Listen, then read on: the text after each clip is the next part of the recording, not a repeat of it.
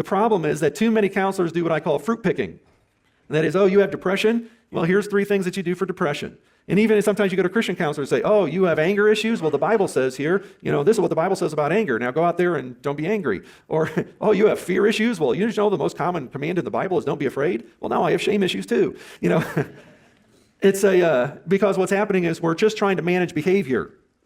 And when I'm just trying to manage behavior, I'm fruit picking, and I'm not really getting back to the source of what's going on. And to do that, we're going to have to get back to wounds, the lies that I have believed as a result of those wounds, the vows that I have made that have created this vine that's grown up in my life that's creating the fruit that I don't want. It's a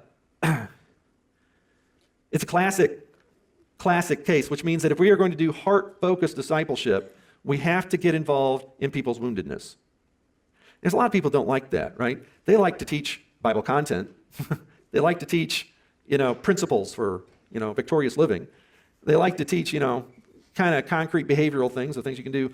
But if you're really going to do heart-focused discipleship, you're going to have to get down into the wounded places where it's kind of messy and it's not always fun. I can remember Neil Anderson told a story several years ago that really connected with me on this. Neil had just graduated from seminary. He was leaving the business world to go into the ministry. And he had this vision. He was going to be the captain of the good gospel ship. The captain of the good gospel ship was going to go and they were going to play shuffleboard and have fellowship potlucks, and they were going to grow the church, and they were going to see people saved for Christ, and it was going to be great. And things were going well. The church was growing. He was seeing people getting saved, but along the way, he noticed another ship sailing up alongside the good gospel ship.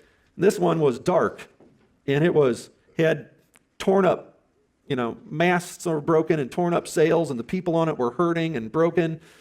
And the Lord spoke to him. He said, Neil, would you be willing to give up captaining this ship and go captain that one? He said, you must be nuts. Why would I want to leave this and go captain that ship?